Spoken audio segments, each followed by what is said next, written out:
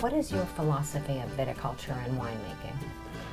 We were lucky that it wasn't an uphill battle against a father and a grandfather who were totally against any organic forms of farming.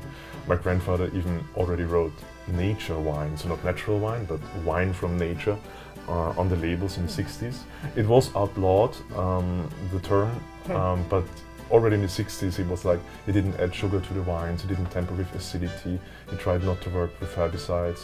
And so he wanted to have this on the label just to say, we are not industry-made wines, which was back then, the technologies were increasing, the cellars were growing and more technology came into the wine as well. So back then he already wanted to be a counterpart to this movement.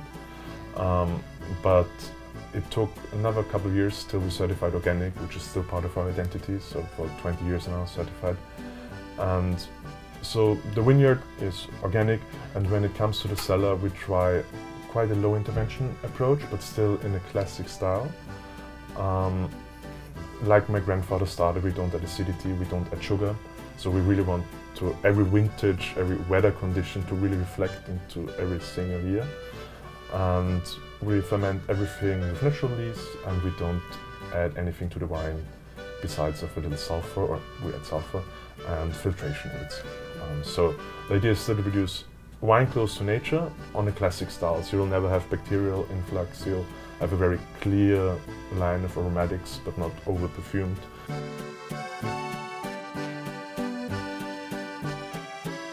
Could you tell us a little bit about your family's estate, the history of the winery? You know, in the Middle Ages in Europe, virtually everybody was a farmer. My family had the luxury of being free farmers, so we weren't bound by any nobleman.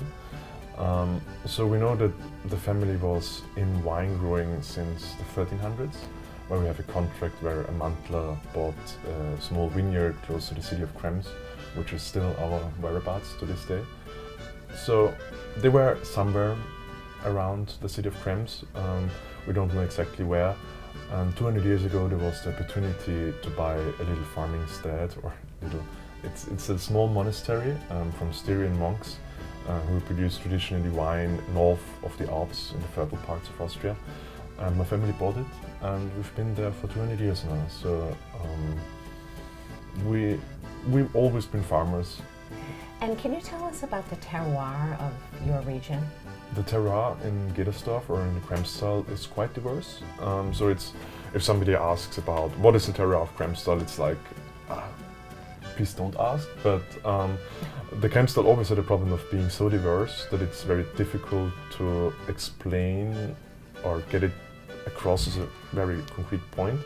But our village is a less dominated village, which is a very fertile sediment of chalk dust from the ice ages, which were collected on a mountain of solid conglomerate rock. So it's probably, on top we have chalk dust, and beneath it we have chalk rock. And it's quite fertile. It has a very good water saving capacity. But as soon as you go into the next village, it's going to change completely. So the Kremstal is a very diverse, very interesting wine growing region. For us, it's less. Other winemakers in Kremstal will tell you a completely different story.